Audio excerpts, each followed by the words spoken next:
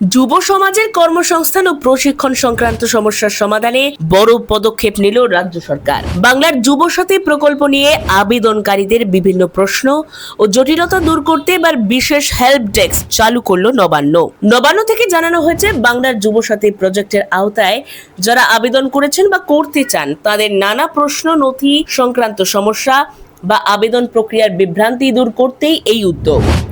অনেক আবেদনকারী অভিযোগ করেছিলেন, অনলাইন আবেদন করতে গিয়ে প্রযুক্তিগত সমস্যা, নথি আপলোডে জটিলতা, স্ট্যাটাস আপডেট না পাওয়া অথবা যোগ্যতা সংক্রান্ত স্পষ্ট তথ্যের অভাব রয়েছে। এই সব সমস্যার দ্রুত সমাধান দিতেই বিশেষ হেল্প ডেস্ক চালু করা হয়েছে।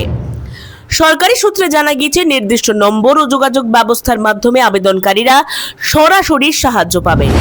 প্রয়োজন হলে তাদের আবেদন সংক্রান্ত তথ্য যাচাই করে তা সংশোধনের ব্যবস্থাও করা হবে।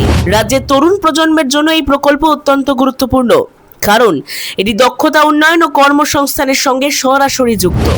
তাই আবেদন প্রক্রিয়ায় স্বচ্ছতা ও দ্রুত পরিষেবা নিশ্চিত করতেই প্রশাসনের এই পদক্ষেপ বলে মনে করছেন পর্যবেক্ষকরা। যারা এখনো আবেদন করেননি তাদেরও পরামর্শ দেওয়া হচ্ছে, সরকারি নির্দেশিকা ভালোভাবে দেখে আবেদন করুন এবং কোনো সমস্যায় পড়লে হেল্প ডেস্কের সহায়তা নিন।